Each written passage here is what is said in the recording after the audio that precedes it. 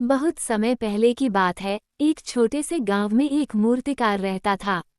उसका नाम विष्णु था। वो अपने काम में बेहद निपुण और मेहनती था।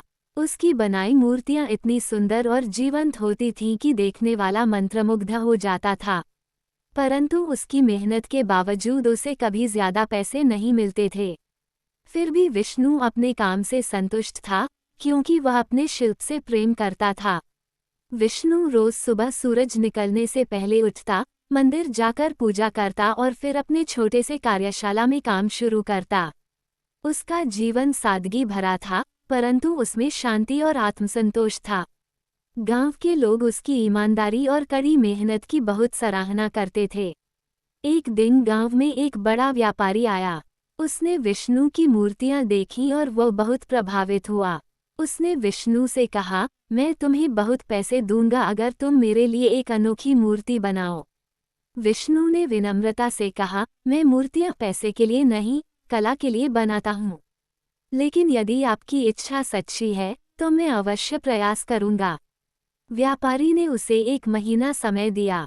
विष्णु ने उस काम को चुनौती की तरह लिया और दिन रात मेहनत करके एक अद्भुत मूर्ति बनाई।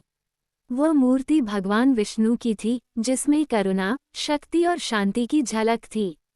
जब व्यापारी वापस आया और मूर्ति देखी, तो वह अवाक रह गया। उसने तुरंत विष्णु को ढेर सारे पैसे दिए, लेकिन विष्णु ने सिर्फ उतना ही पैसा लिया जितना उसके लिए जरूरी था। व्यापारी ने पूछा, तुमने मेरी दी हुई पूरी राशि क्यों नहीं ली? विष्णु मुस्कुराया और बोला, मेरा संतोष मेरे काम में है, धन में नहीं।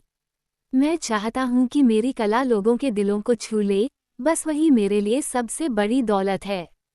उस दिन के बाद विष्णु की ख्याति दूर दूर तक फैल गई।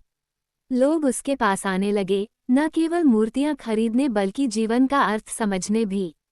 विष्णु हमेशा यही कहता, अगर दिल से मेहनत करो और ईमानदारी से काम करो, तो सफलता खुद ब खुद तुम्हारे कदम चूमेगी।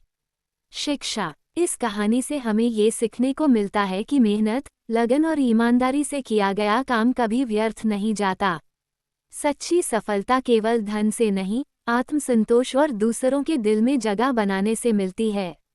मेहनती मूर्तिकार विष्णु की तरह यदि हम अपने कार्य से प्रेम करें और उसमें निष्ठा रखें, तो जीवन में हर मुकाम हासिल किया जा सकता है।